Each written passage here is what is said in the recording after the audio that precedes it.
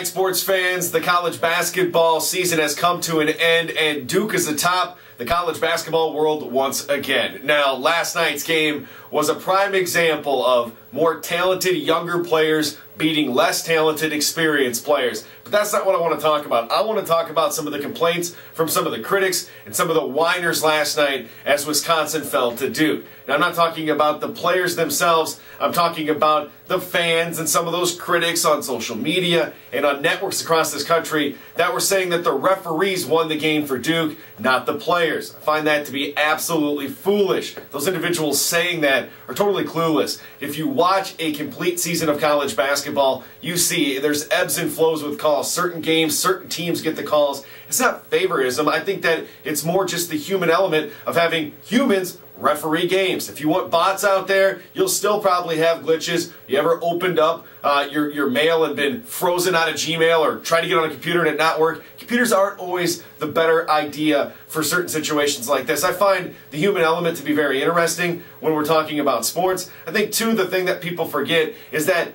in the moment, it seems like their team is not getting the call. But if you go back over an entire college basketball season, or even go back to a prior game, typically you were getting calls that maybe weren't the correct ones. I think, too, looking back at some data that I saw a few years back where like 90% of the calls are called correct in college basketball, a 10% element of mistakes for me is perfectly fine. And even more so, it's the players that decide the games. There are so many things that are encompassed into a win or into a loss, the referees being one of them, but also so many other things that you can't pin it on the referees. Don't be a sour loser.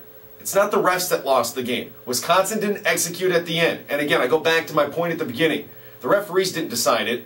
The younger, more talented players from Duke did. And that's why they won the championship last night. There we go. Bam!